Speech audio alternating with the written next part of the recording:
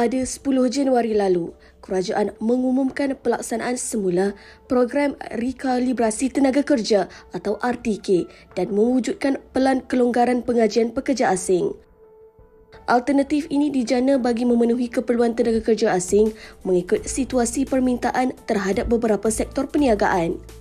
Program RTK merupakan sebuah program khas untuk meregularisasikan pendatang asing tanpa izin parti di negara ini sebagai pekerja asing yang digajikan oleh majikan yang layak. Ini tertakluk kepada syarat-syarat ketat yang diputuskan oleh kerajaan melalui Jabatan Imigresen Malaysia dan Kementerian Sumber Manusia. Rata-rata majikan yang mengajikan warga asing dalam perniagaan menerima baik keputusan itu. Jadi kita memang memerlukan khidmat pekerja luar dan sebaiknya macam Indonesia lebih baiklah. Sebab apa? Dan seperti kata senang, bahasa. Bahasa lebih senang untuk kita berkomunikasi dengan pelanggan-pelanggan kita pun yang memang biasa kita menggunakan bahasa Malaysia, jadi senang. Tapi kalau berkenaan dengan negara luar, maknanya kalau dalam industri saya ni, kalau macam industri kita sama, restoran kita ada macam-macam, restoran mamak apa semua, tapi kita restoran Melayu, so kita lebih pada customer Melayu dan percakapan lebih senang, berkomunikasi lagi lebih senang.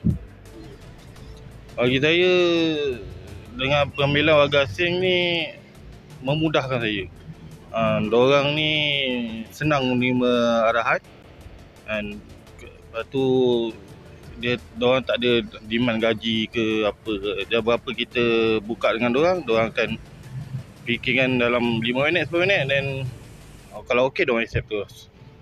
Tetapi baru-baru ini, Duta Besar Indonesia ke Malaysia, Hermono, mengeluarkan kenyataan mengenai negara Indonesia yang bersikap terbuka jika agensi perkhidmatan pembantu rumah di Malaysia mahu mengambil amah dari negara lain. Ini disebabkan caj yang dikenakan agensi di Indonesia tinggi kerana penggunaan khidmat orang tengah atau dikenali sebagai calo bagi mendapatkan amah dari negara itu. Difahamkan orang tengah itu perlu dibayar antara 4 hingga 6 ribu ringgit seorang. Ini tidak termasuk kos dokumentasi, penginapan, latihan, tiket penerbangan dan makanan sebelum amah dihantar ke negara ini. Apa pandangan majikan menerusi kenyataan yang dikeluarkan ini? Kita kalau ikutkan boleh ambil dari negara lain. Cuma kadang-kadang budaya tu tak sama. Bila budaya tak sama ni kadang nak menyesuaikan diri tu lambat. Saya sendiri pernah ambil Filipin punya maid. Okey, tak ada masalah pun. Cuma yelah, daripada segi kesesuaian budaya tu kadang kena ada masa sikit lah. Even daripada pekerja di Indonesia, dulu kita boleh anggap diorang ni kerja keras. Tapi yang golongan muda sekarang ni tak macam yang dulu. Bila push sikit je, dah lembik. Maksudnya dah cepat mengalah dan berhenti.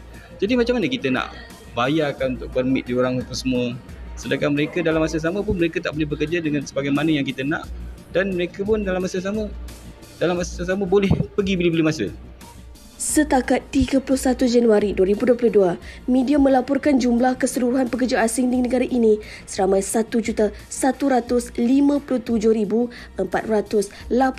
orang, meliputi 86,084 pembantu rumah asing atau PRA. Majoriti PRA adalah dari Indonesia iaitu sebanyak 59,605 orang. Diikuti Filipina seramai 22,803 orang dan Vietnam seramai 1,031 orang. Manakala berdasarkan laporan yang dikeluarkan oleh Jabatan Imigresen Malaysia pada tahun 2022 sehingga Oktober lalu, sebanyak 26,109 pendatang asing tanpa izin parti diusir dengan warga Indonesia mencatatkan jumlah tertinggi iaitu sebanyak 12,922. Melalui program rekalibrasi pulang dan program rekalibrasi tenaga kerja yang dilaksanakan pada November 2020 hingga 30 Jun tahun lalu, 712,435 parti berjaya didaftarkan. Seramai 293,907 parti mendaftar untuk program rekalibrasi pulang, manakala 418,528 lagi memilih untuk program rekalibrasi tenaga kerja.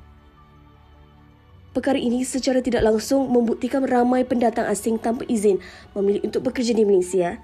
Namun, sejauh manakah program RTK dan kelonggaran pengajian pekerja asing membantu menangani isu lambakan parti di negara ini? Dan bagaimana pula dengan kos yang dikatakan semakin tinggi bagi mengambil pekerja asing, terutamanya pembantu rumah?